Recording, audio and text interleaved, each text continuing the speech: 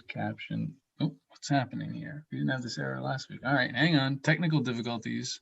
Kids in the backyard in the pool. Oh, how lucky you are. And I said, Papa, where you going with a shirt and tie? I know, I'll confess, I have jeans on. Yeah, bathing suit. All right. So we appear to be live. So we'll get started. But it's not setting in. Yeah, exactly. So this is actually also being recorded. So there might be viewers that missed the first couple minutes or whatever. They can go back and watch it later. My name's David Bilodeau. I'm a family law attorney in Newton, Massachusetts, and I have the privilege of having such a great panel with us today. We have Honorable Spencer Kagan, who is now a retired probate and family court judge, and he's now doing private mediation. You can reach out to him directly to work with him. I also have Patricia Brady, who is Massachusetts guardian ad litem and parent coordinator. And we also have family law attorney Mary Ferreter of Esdale Barrett, Jacobs, and Moan. And she is also the director of the High Conflict Parent Education Program at William James College. So a very good panel today. And the topic for today's seminar is managing custody issues outside of court, specifically dealing with some of the nuances that have come up for people recently during this pandemic, some of the challenges, some of the things we've seen in our practices, and some of the various ideas, strategies, methods that might be able to help you navigate this without rushing into court. And we all probably know the latest news is that the courts are now not going to be open until at least July 1st. So it may be, it's at least another month, a little over a month, but I think it's probably safe to say that people won't have easy access to the court for probably some time. So I think it's very important for people to think about ways in which they can manage their lives out of court. I mean, it's always a good thing. I'm sure everyone would agree. Trying to keep things out of court as much as possible is just a good life strategy, I would suggest. But even more so today with everything that's going on in the world. So thank you very much, members of the panel. I really appreciate your participation today. Let's just start by opening it up. Well, actually, let's start here with Mary. Do you want to give us a quick update of what's going on with the high conflict parenting class? So the high conflict parenting class at William James College is a 9-week program for 3 hours a night that is a psychoeducational program. We are, and just decided last week, I think all weeks kind of meshed together now, but I think it was just last week that we decided that with so many cases kind of in the pipeline that we needed to do something online, that there just wasn't the ability to hold off. And William James is not open for the summer and is questionable as to whether classes will be online in the fall. So with that information coming to us, we didn't know, we couldn't hold on any longer. So we are now in the process of tweaking our program to permit it to go online. It is not a program that was meant to be online. The real crux of the program is to have the co-parenting partners sit opposite one another and have to learn to address each other civilly and to be able to talk freely about their kids in a happy, loving way that once they break down the barriers, they really are able to do. And it's rather remarkable to see. So I probably should start with what the program really is about, so that you can understand where we come from in trying to put together this program.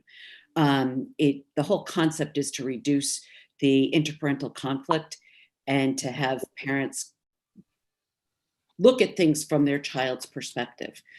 So to be able to do that online, we are trying to work through a process that permits the two instructors, who are a male and a female, a lawyer and a mental health professional, to address the parties in a way that helps them see what the underlying conflict is, and to see how they can better their children's lives in moving forward.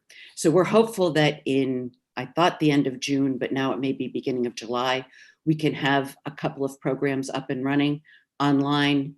It probably will be a 2.5 hour program, not a 3-hour program. We also, as part of that program, offer some private conflict resolution at the end of the sessions. Those may be able to run longer on Zoom, but we're still in the process of figuring things out. Usually we provide dinner. Because we're not going to be providing dinner, we are able to reduce the cost of the program. The program had been $950 per participant. At this point, we are now, I think, looking at about $800 a participant. The program has always run on a court-ordered basis. I'm assuming that some of the people who have been court-ordered are going to have issues that have come up in their lives that they will not be able to participate in the program, but we'll cross that bridge when we get there. So I'll be reaching out to people to let them know that they have an opportunity to participate in this newly reconfigured high conflict class. Sounds great. I mean, I told you offline, I've had a number of clients participate, and it's a great program. If you're able to do it, hopefully you will. One of the things that keeps coming up in my practice, and I'm sure that the panel's seen this too, is maybe we can, as an interesting segue, I have a lot of people who are coming to me saying, I have this conflict. How do I address it? It's not something I want to run into court about, but how do I manage these problems outside of court? You know, custody disputes, about exposure concerns, things of that nature. What are some of the, when you have one person that's not really interested in settling an issue, what are some of the tools that come from the class, Mary, and I open this up to the panel too, for someone just sort of on their own right now, or maybe with help of a lawyer, to try and deal with some of these things outside of the courthouse? Well, the conflict resolution model that we teach during the class is a very basic model.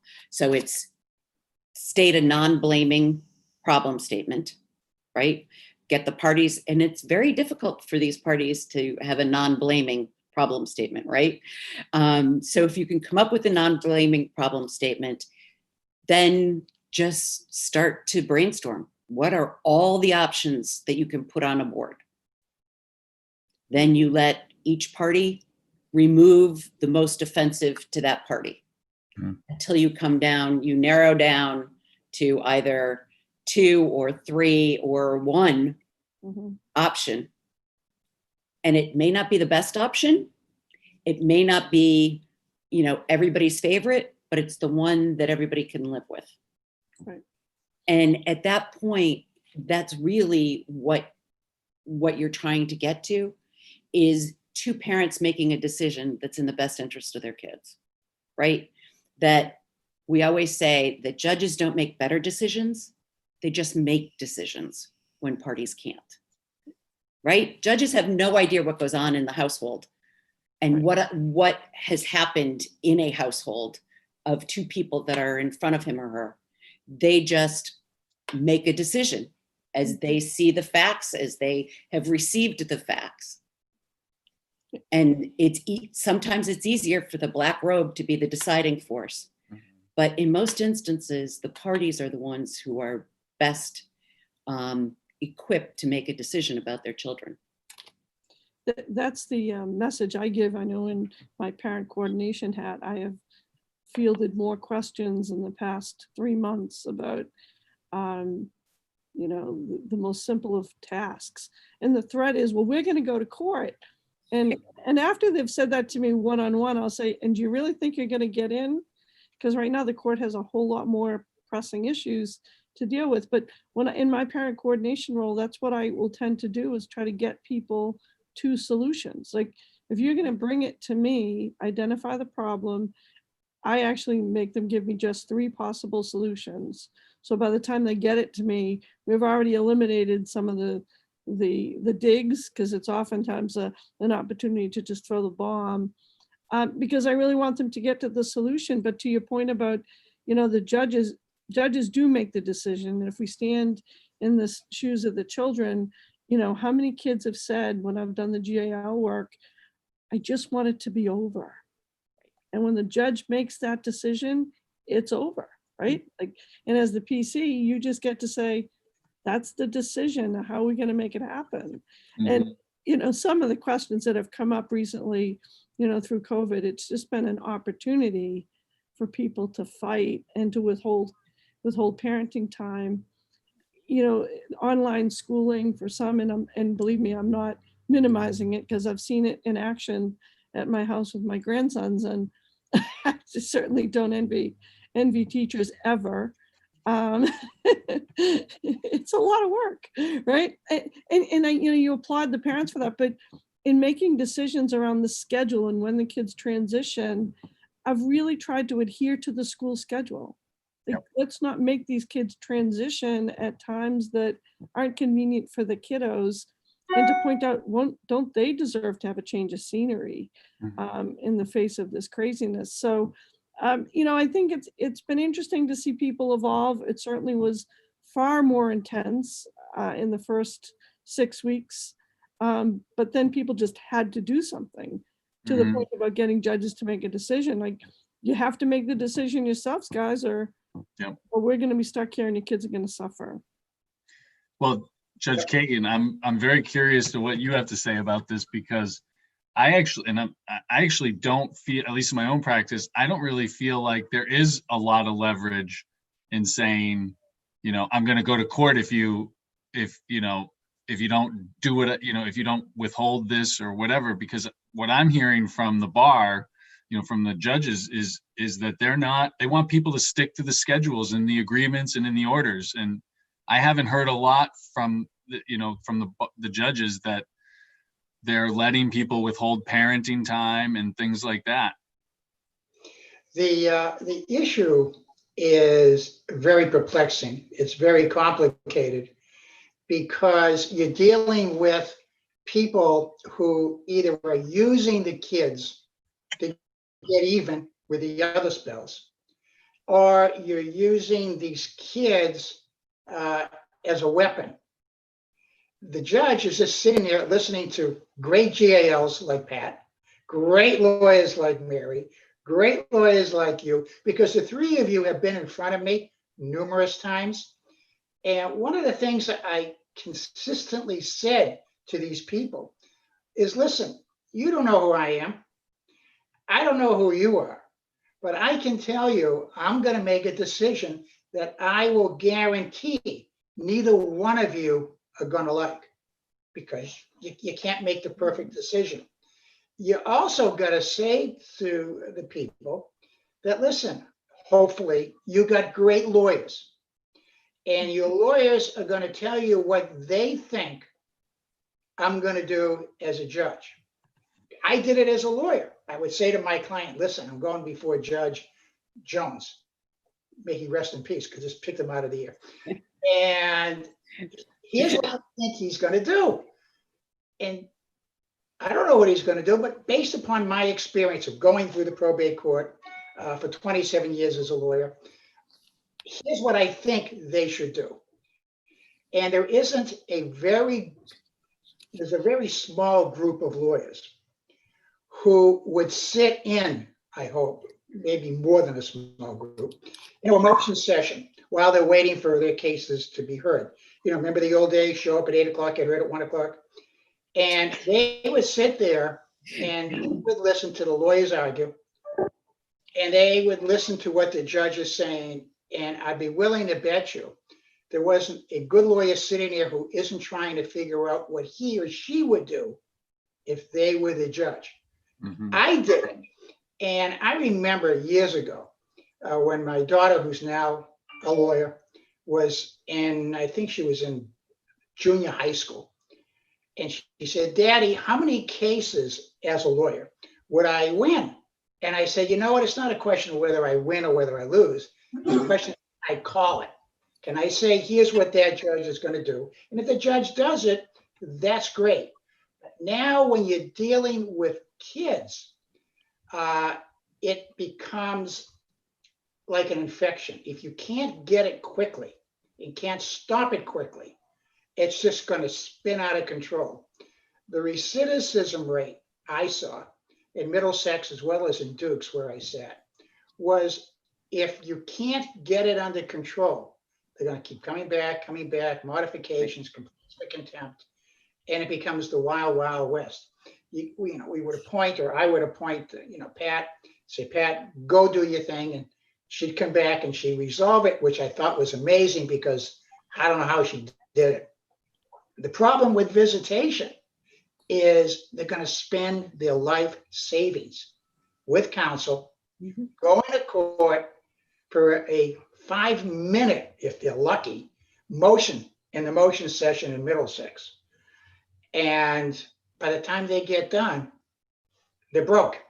And now, as we all know, now they represent themselves because they can't afford lawyers. And I'm looking at Pat and she's nodding her head, and I'm looking at Mary, she's smiling, and you're smiling, because once you get a pro se versus a lawyer, the odds of it getting resolved economically is slim. All the judge can do is listen to what they're telling us and then say, okay, here's what's going to happen. Either I'll take it under advisement, or here's the order, say to the clerk, call the next case, and probably within a month or 2 or 3, they're back again because there's another issue. The legal system is great, but the parents have to set up and sit down and be practical. Now, I think, Pat, years ago, I said to you, there was a video made by Oprah Winfrey on HBO. Yes. And I would make it an order that warring couples, War of the Roses, would have to watch this video. And it was free on HBO documentary. And it was about parents in visitation. It was all interviews with these kids. Right. And the name of the documentary was Don't Divorce Me. Yes. It was powerful. And I started scientifically ordering them and then seeing how many came back settled. And a lot of them did that I never thought would, because it really gets to you. So from the court's point of view, all we can do is make a decision based upon the data. Right. The data from the GAL, the data from the 2 lawyers. And if the case goes to trial, you may get a decision in 6 months in Middlesex. Martha's Vineyard was probably 3 months. Now, today, because of the virus, God knows when you're going to get a trial date. Right. And God knows when you're going to get a decision. The kids will probably be grandparents by the time that gets done. And it's imperative that the litigants understand the justice is going to be made by the 2 attorneys or a mediator. Right. But if you've got a major problem that these people can't even be in the same room, then Mary steps in with her program. Yeah. Or Pat steps in and Pat tries to settle the case as, quote, the GAO. Yeah. Well, and I think that's an important thing for people that, obviously you want to try, and if you can do things on your own, but there are other options. I mean, that's part of one of the things that I wanted to talk about in this call, parent coordinating, you can get involved in. I mean, I don't even know, you don't have to have an official agreement. You can meet with a PAT or someone, like a child development, just to get some help. I mean, are those some of the services that you're seeing people use, Pat? I certainly have recently, even individual parents, because sometimes you can't get both parties on the same page. You know, I always say if you can get one parent to make different decisions or to just change their mindset, Mhm. you can do a service and help affect change. I spent over an hour this morning with a woman whose co-parent just will not engage. They were ordered to the co-parent class. He won't go. I mean, it's just, you know, there are some parents that just won't.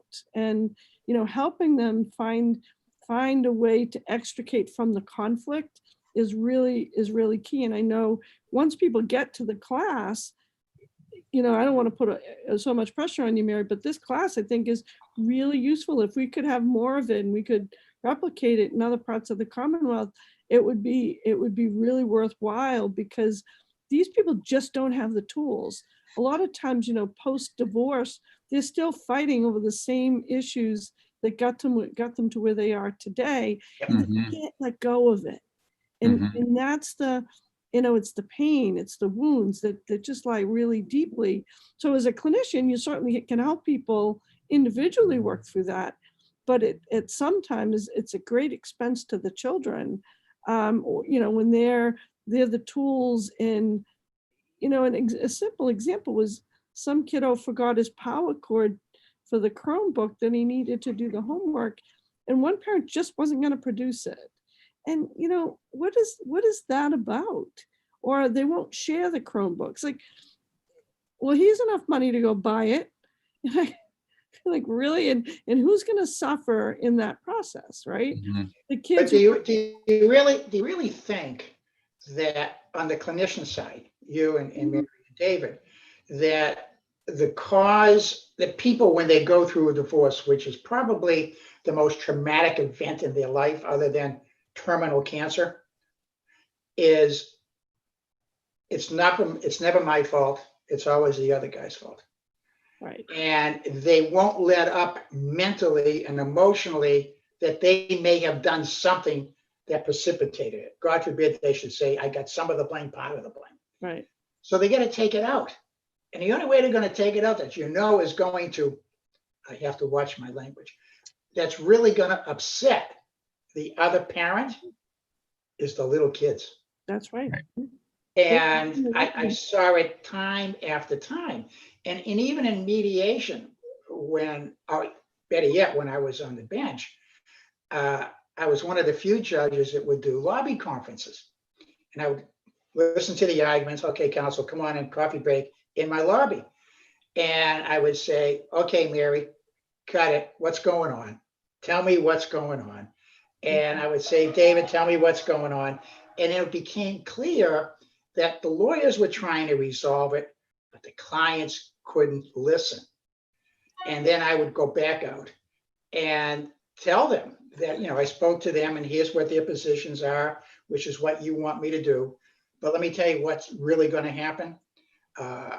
Your son or your daughter is 13, and this was really relevant, and it probably still is. If you don't get this under control real quick, grades are going to slip. Mhm. Kids are going to start, you know, smoking, drugging, alcohol, promiscuity, the whole 9 yards. And then some morning you're going to wake up and you're going to look in the mirror and say, what did I do? For a second, I thought I was Eddie Ginsburg. What do I do? And it's too late. Mhm. And that coupled with what you guys do have to drive the point home to these people. Your kids are going to grow up and they're going to hate you. And is it Well, worth even, right? sorry, even more than that, your kids, the piece that we teach them in the program is about the child development Mhm. and how the brain develops from the back to the front, and that your kids are still developing and their brain synapses are not forming because of the constant conflict and stress within the household, because the cortisol is flooding the brains. Robin Deutsch does a wonderful video about the toxic effect of stress on your kids. Mhm. And the bad news is that you are physically causing harm to your kids with this toxic stress in their lives. Absolutely. But the good news is, if you stop the conflict the synapses will start to grow back Mhm. and form. And so when you get to the judgment component up in the frontal lobe, they are able to make better judgments because the synapses have formed. And that's where they're not making those poor, risky decisions when the conflict has stopped and their cortisol levels can level out, and they can begin to have a normal functioning childhood. Mhm. That's one of the things that I think is a real hook to people in the class. Great. That is the program itself has a lot of mixed media components. That video that you spoke about, Judge Kagan, we had snippets from that. We Okay. had issues with copyright that we're not allowed to use that anymore. Oh, don't even go there, Mary. I'll tell you the rest of the story. But that was those types of scenarios we do have. Don Gordon out in Oregon, and what's the divorce? I can't remember off the top of my head his program. It's an individual online course that people take. They have some of the best videos I've seen that do the good and the bad for people to try and learn to manage their emotions, to regulate their behaviors, so that you can kind of stop yourself when you're assuming motives on your partner. He's not paying child support and he should be paying for this and that. And you're saying that to your child. Right. Don't assume the motive in what the other party is doing. Right. So there's a lot of these kind of little key vignettes that we're able to show to people, to talk about and debrief with the class. And the class, when it was in person, was only 6 couples. It was capped at 6 couples. So we had 6 CPP pairs, and it was very intense, and people had to identify what their shortcoming was in the conflict. So there's a lot of not only the educational component, but a lot of that psychological depth work that people had to do. Not that we were trying to do any kind of counseling session with them, but it identified for them where they needed to go. But did they have the brain power to understand what they were doing? And more importantly, did they really want to change it other than to get even? Once they heard Robin talk about the damage they were doing to their child's brain development, you literally could see light bulbs going off. Right. People would just, people who didn't talk to one another coming into the class would be on their cell phones at breaks, the CPP pair calling their child, and mom and dad would FaceTime with the child together. Wow. I mean, there were things that would just blow your mind from people that you would think, oh God, they're never going to get anything out of this program. Right. And then all of a sudden you're like, wait a minute, these guys not only are doing incredibly well, but they're going to be star pupils. It's a real paradigm shift that you see happen in the work, but it's a process. It doesn't happen overnight. And the 9 weeks are everybody's using those sessions well. And I've seen a few people that have needed boosters.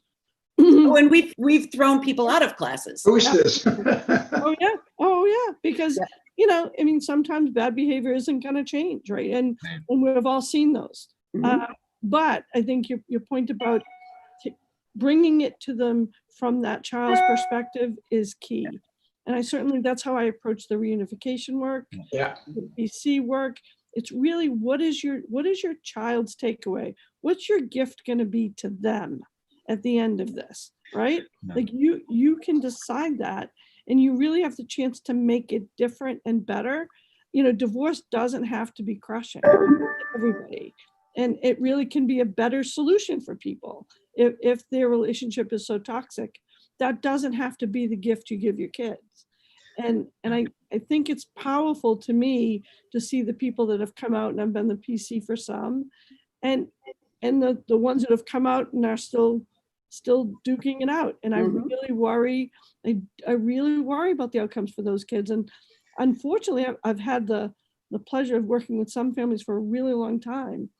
And some of the outcomes, I didn't want to predict it, but there's kids in hospitals, there's kids in DYS systems, there's child protective services. And we all know those are not the good outcomes. Right. And they had a chance to do it different. Right. And I think a lot of the lawyers don't know about the ACEs study, which the mental health people are up to here with. It was a 95, 97 study out of the CDC that shows that the adverse ACEs, adverse childhood experiences, the more adverse childhood experiences a child has, the worse the outcome is for the child as they get older. Right. And how they are in promiscuous activities and risk taking, and have all kinds of drug addictions or other outcomes that are detrimental to the health and welfare of the community, let alone their families. So the more that we can do to give children a happy and healthy childhood, the better off the world will be. Yeah, I totally agree. So what are some of the effective ways that a parent, let's assume the parties aren't in the class or working with Pat or Judge Kagan, what is an effective way for one parent to communicate or remind the other parent of the harm that this is? I mean, I agree, the harm to the child is a huge issue, and it can be an effective problem solver, because in theory, that's something that both parents can agree on. What are some of the effective tools that someone can use in trying to communicate those things to the other parent? Well, I certainly encourage people to think from their own perspective. What can you do? What do you think you can do? And I tell people, don't go too far outside of your comfort zone, because we know that they're triggers for each other. So one is get good mental health treatment. And even if it's guidance, right? Like, who can I run this by? How can I disengage from the conflict? To Judge Kagan's point, what do I contribute to the conflict, and how can I change that? Ask them, is it really important? Ask yourself, is this a hill I need to die on? Or are there other ways around the conflict? To really take some inventory, to reflect with them on the ACEs, for example. I've done that in my one of my first meetings with people when they come to me in Parent Dead. Like, so what's your experience been? What do you bring to the table? And a lot of what I do is educational, right? It's psychoed. Like, how does your past relate to the present? And we do know that there are huge, correlates to that and outcomes. I'm, obviously protecting confidentiality, but you can share some stories. Like, this could be an outcome, like helping people see it, because they're often very concrete. I like to give people some reading material at times based on the needs of their family. Like, if you can't afford to go to a Parent Dead program or to engage a parent coordinator for whatever reason, I often tell them it's a heck of a lot cheaper than litigation, in all due respect to attorneys, but it's true though. But it's true, right? And on the other hand, I'll be the first one to say, please don't ask me to decide your child support obligation, right? Because I'm not going to do that. But you could go to a mediator to figure it out, because we're seeing a lot of that come up. I've seen a lot of it as a PC now with the COVID, people getting laid off. Right. It's really affecting things. How can you guys solve for that?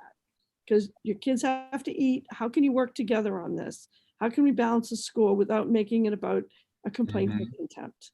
But what you were saying, sort of back it up a little bit, that there's a trigger involved, and you hit it on the head. Child support. They want you to do child support. They want Mary and Dave to work out child support.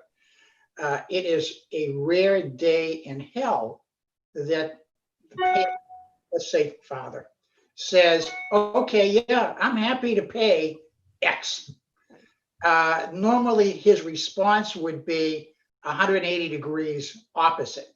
You know, no way in the world over anybody's dead body am I going to pay this.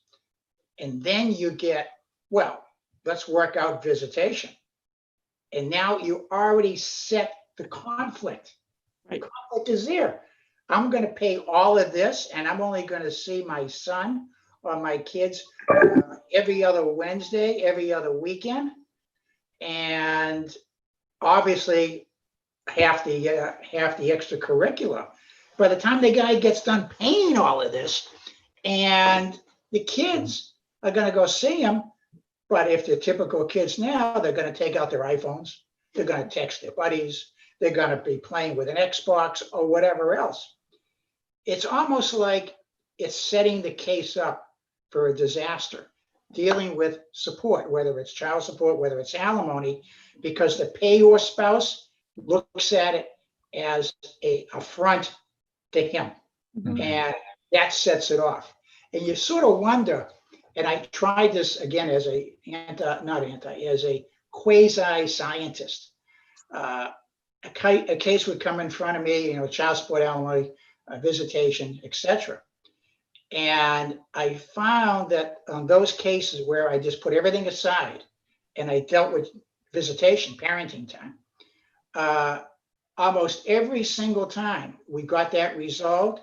As soon as either the parties couldn't agree on support, or I had to make the order, how do you spell child support guidelines, hit the fan on the parenting time. So it's not, okay, I'm agreeable to do this, but now we can't agree on the parenting time. It's a trigger. Mhm. And I wonder whether we should now start to say, let's just deal with the easy stuff first. Do you agree, Pat? Do you agree, Dave? Okay, here's what's going to happen. Everybody agree? Yeah, put that aside. Now let's deal with this issue. Mhm. And all of a sudden we start to deal with it. Oh no, I don't want to pay that. Well, I don't even want to do now the visitation plan that I agreed to do. It's not just one aspect of it. It's an aspect that affects the entire case. And the lawyers who do family law a lot, Dave and Mary, it's very frustrating because I remember when I was a lawyer to now have a lawyer on the other side who once in a while would do a divorce case, but he was really a workman's comp lawyer or a real estate lawyer and hadn't got a clue what a quadro was. And I remember, and I always thought somebody made this joke up when I was on the bench. I was in Middlesex, courtroom 4, got 2 lawyers in front of me. They're arguing, I don't even remember, something that was simple. And one lawyer said, Judge, I respect what you're saying. I want my jury trial. And I'm looking out of the corner of my eye at my clerk, who I can't mention. And she's writing a little note, little yellow slip comes over the desk.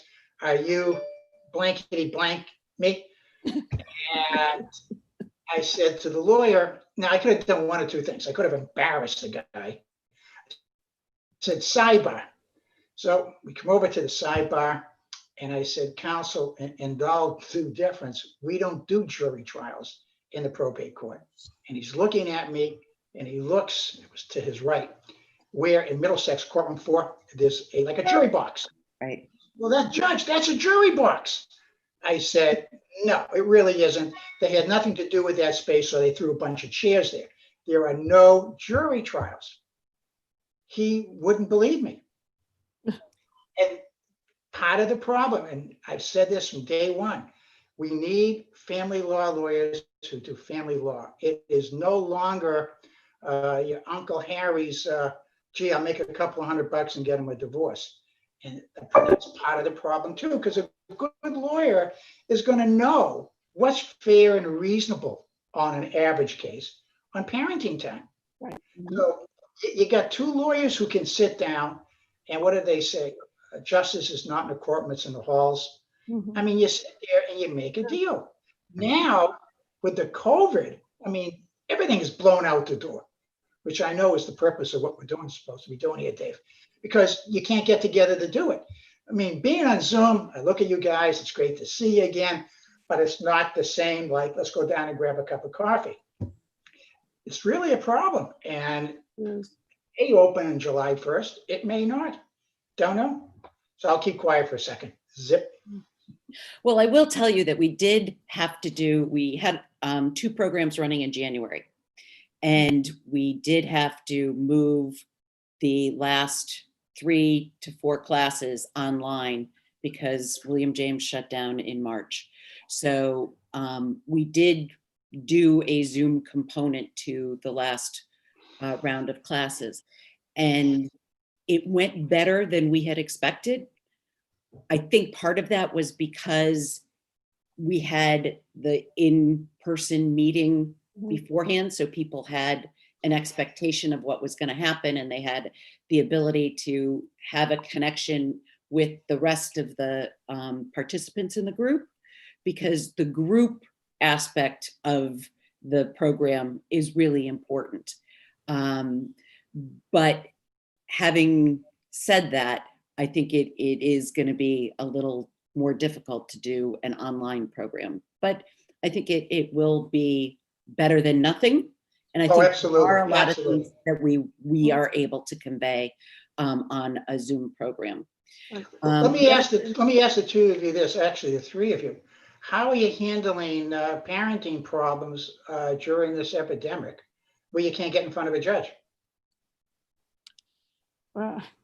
It's taking a lot of time out of my day. I feel like, I'm sure, Mary, you feel the same way. And David, you know, we're on the phone constantly, or you're on a Zoom.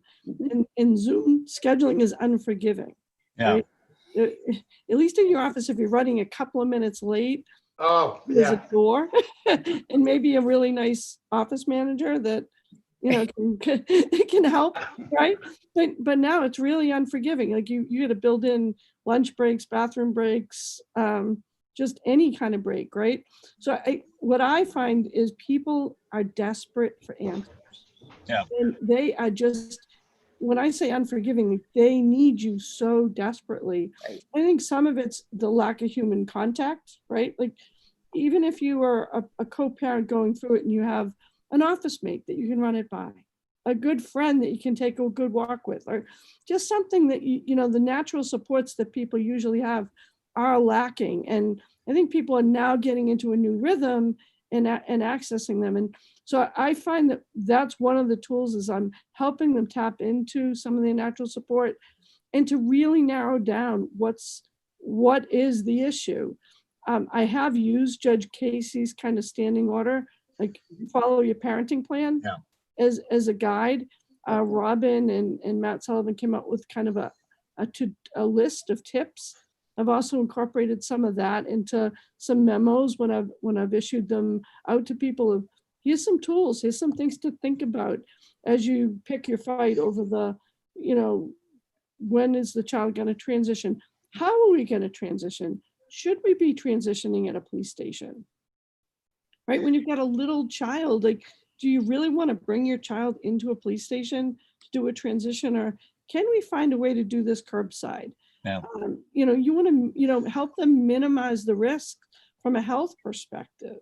Mm-hmm. I think, like, and again, it's being the voice of reason very often, and then pushing people. And, you know, I tend to try to push people to agreements, but I've certainly found myself making recommendations where I have the binding authority because I want to bring it to an end. I know that that kiddo needs to have the Chromebook to do the homework, right? So transition the Chromebook, and if it doesn't come back to you, I'll deal with it. But I try to, I've definitely tried to close issues quicker than I might have pre-COVID. And I am missing referring people to the parent group. but I'm happy to hear it's going to be Zooming. And you know what? People are getting better at Zoom. I know I am. Yep. I mean, Oh, that's for sure. Well, we can still do our breakouts and we can still do Yes, other activities that are going to be a little different than what they were. So Yeah. that's what we're trying to revamp. in a PC role, I work with a really high conflict family, and we had to do a school mediation, and we did it by Zoom, and we got to an outcome. Oh, And nice. it took time. It took a lot of time, but it was the best time ever spent because they even got the parties to agree. And that was so much more important given the nuances of that child situation, right? Like that kiddo needed more than anything for mom and dad to be on the same page on a Mhm. particular issue. And it was time intensive, but we got there. And I think it was time and money well spent in many forums for these folks, and most importantly for this kiddo. Yeah. A lot of times when we're doing our private group mediations on Zoom, the parties are able to work harder. And I don't know whether it's a generational thing. The younger people are far more receptive to the screening with the other parent as opposed I won't take it personal, Mary. to being. I just turned a significant age, so let me promise you. So I think it's an interesting dynamic that it's easier for some people to have that conversation on a screen than it is to have the face-to-face conversation. It's interesting you say that. I've been doing a fair amount of Zooming for reunification work that I was well into, and I was feeling pretty saddened actually that the progress was going to get lost. Mm-hmm. I have seen huge progress in some areas, others not so much, but in some ways Zoom has been the best friend for the kids who had been resistant, like to be comfortable enough to wave, to make a funny face. That's huge when you've gone from no contact, right? Yeah. So I think there's pros and cons to everything, and people turn to us to find them, right? Like we have to help them find the silver lining, but it's exhausting. Yeah, it is. And it's expensive. Yeah, it is. Yeah. It is. Yeah. Well, our program at $9.50 an hour was really $35 an hour. Right. That's pretty good. That's So right. Getting all that 27 experience. hours of psychoeducational Yeah. Mhm. training That's great. That's for pretty good. $9.50. Right, So when you break it down that way, Mary, that's a great way of putting it. And a lot of times that drives it home for people and is quite an incentive for them not to file that complaint for contempt. Yeah. right. Come in, talk about it. And I think, Judge, you were talking about the jabs, and Pat, you mentioned jabs, that people have the triggers when they start to ask the question, Mhm. because embedded in that question is the trigger, is the jab, is the answer. And that's the component that we try so hard to work on with people. And it is so difficult, is to come up with that non-blaming statement that, how can you help me figure out how to get Johnny's Chromebook back and forth between the two houses? Mhm. You know, when you can put it in that Mhm. really basic language, that's when the parties are able to start thinking about this issue as a child issue and not as a, why didn't your father put the Chromebook in your backpack, or why didn't your mother pack your charger? When you get to that point where you're now looking at, how do we help Johnny put his stuff together to get between the two houses? That then also is part of our training, is to bridge the two homes, is to bring stuff from mom's home to dad's home and dad's home to mom's home, so that the kids don't feel as displaced. They're not in the middle with no home. Mhm. And one of the things that I've noticed recently, I'm interested in what everyone thinks, is I've been finding, there's always a question in high conflict, how much people are always asking me as an attorney, how much information should I be providing? Do I provide, if I provide too much information, I'm going to cause more, maybe unnecessary fighting, what's the balance? And, I'm finding that managing a lot of these pandemic issues, it's much harder to be more sort of transactional oriented, like this is the goal, how do we get there? I mean, I think I'm seeing at least, the need, people want to know what's going on at the other house. And maybe that was as big of a concern, 6 months ago. What are you guys finding? I think there's so much insecurity in the world Mhm. that everybody's searching for answers. Yeah. And because there's no security in the rest of their world, they need to know the answers to what's happening Right. in their little world. But they also need to understand that things are going to continue on. So you have to figure out what's the best way. One, I have to trust the other spouse Yeah. that they're going to love, care, protect, safeguard our child as much as I am. Right. And that, to get them to actually say that out loud is something that brings them to a different level, I think.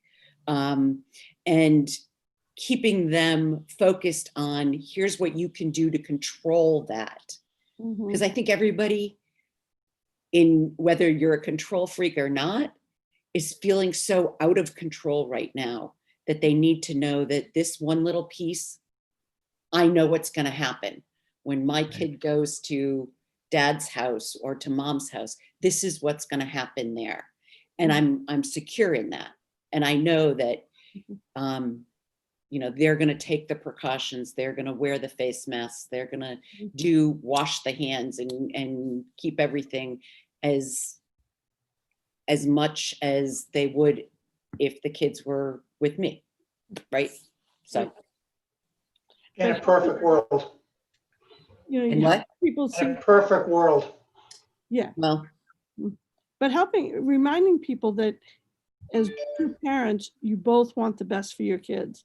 You may go at it in a different sort of way, but ultimately you really do want the best. And early in the COVID crisis, people were like, I don't trust him, her, or, they've been irresponsible. And then they go on social media and say, oh, look, they were on out to eat, or they were here, or they were there. And like, okay, let's take a deep breath. We don't believe everything on social media now, do we? And, try to help kind of be the voice of reason, and then have people kind of set an agreement. I'm going to follow the standards and the guidelines, because nobody wants the kids to get sick. And I think it's just talking it through and being that person to talk it through with them and to validate it, right? Like, this is scary. The other thing is I try to use the school schedule as a bit of a structure that they could count on. So like, even if the kid, if the parenting time seems different and somebody's maybe getting more time than theoretically they were, and let's face it, they all count hours, let's talk about it. Well, if the kids are logged in and they're doing a certain activity and there's an activity required by their teachers, we know that that's somewhat occupying their time, right? Like, and kind of like helping them to see and talk it through, and even use it as an opportunity for them to share info with each other about, hey, this is how far we got. It creates an opportunity for a dialogue that they never had before. right. So it can work. It doesn't always, but it can. It's a lot of work. A lot of work. Yeah. Pat, have you started getting questions about summer vacations yet? I sure have. Yeah. What are some of the things that have come up? The biggest one is camps. Yeah. People are really anxious about camps and what's going to happen. There've been a number of online programs that are coming out in as recent as today that people are looking at considering. I'm suggesting kind of like going back to the drawing board. If we had camps lined up, let's look at proposals. What could be some enrichment activities that you could identify that will be online to give your kids a break, to give yourselves a break, and help them come to those solutions. Again, the solution model that the class uses, let's eliminate the ones we can't afford, the ones that we will afford. What do we agree? People I've asked them to come to some agreements about whether there'll be air travel, whether they'll agree that perhaps they can drive. Maybe this will be an opportunity to take the road trip to the grandparents' house that they might not otherwise have gone by car. Like to be more creative than they might otherwise have been, but not to be too restrictive at the same token. We're modeling for our kids and reminding them that we're modeling problem solving for the kids. And this doesn't have to be disabling. Like, let's be creative. Hey, everybody can start bike riding or swimming more, or, doing nature hikes, like things that people didn't always do. We're all kind of, as I call it, after the chasing it, right? We're chasing whatever it was. And maybe we are slowing down and realizing it isn't just about the chase. And we can show that to the kids by planning differently for summers. And well, certainly I wouldn't be volunteering to go camping, but some people will, right? Like I know your limits. I know my limit. I'm not camping. But, and Mary, I know you agree with me on that. I don't do camps. You mean the first floor of the Sheridan? That will be about it. Exactly. I know my limits. And helping them like kind of laugh through it a little bit and find a way to support each other. Because even though you might have great disdain for your partner, you're in this together and this parenting plan's happening. How are we going to make this summer work for the kids? Do you just forego, like somebody presented, I want makeup time for the missed April vacation. And I kind of went, are you kidding me? Like, no. And so instead of getting into the unreasonableness of the dialogue, I just said, I don't recommend that and I'm not going to. So now we're going to move on because there's no way we're making up 7 days. And helping people see like what's reasonable, what isn't reasonable. I have suggested to some, maybe you should do a 1 week on, 1 week off, where they already had a different schedule, say a shared schedule, or they each were going to have 4 weeks over the summer or 3.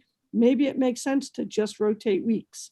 Helping them to think outside of their box, I think is important. Certainly planning for the finances of it, I think, is another aspect. Another big one that's come up is college planning. Yeah. For the kids that are about to go off to college, it's been incredibly anxiety provoking. How do they include the kiddo in the dialogue? The fights over what would be the tuition contribution and not, really kind of pushing people to look beyond the dollar signs, I think has been a big struggle.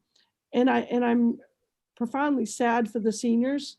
A lot of these kids are missing out on huge milestones. And then if you compound it with conflict over college tuition, and we're going to really affect a generation of kids if we aren't careful as they go off to college and the like.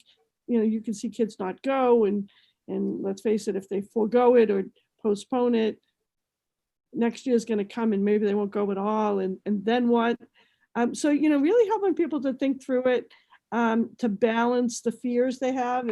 If you've got kids with mental health challenges, that's been a big one. I know I've seen kids with significant needs that are suffering mightily because they haven't been able to get the support services. Helping people find a way to manage that with the OT for that preschooler that really needed that integrated preschool program, and they just didn't get it this year, right? And helping to validate some of that and problem solve going forward. So what are we going to do? How do we still focus and work through that IEP that never got signed? Just things that are really practical but real worries for the families and the children. Yeah. Huge. No, and I think it's critical. This is a good ending point, I think. And I want to thank the panel for participating and the viewers for watching. And this will obviously be available on recording through YouTube. But I think, you know, I hope that people take a moment and realize that there are a lot of resources, mediation, parent coordinator work, even meeting with a professional like Pat, for you know, help, and whether it's a binding decision type situation or not, or just some guidance, even doing that. Or if you're able to get into the high conflict parenting class, there's a lot of resources out of court that can help you right now. So I think it's very important that people take a second and consider those options. Well, thank you, everybody. I really appreciate your time. Very insightful, valuable information. So next week we have on June 3rd, same time, 4 p.m., we'll be discussing job loss and those various implications. And I have retired Judge Gregory Roach, and I also have the illustrious Peter Cohn, who will be joining us.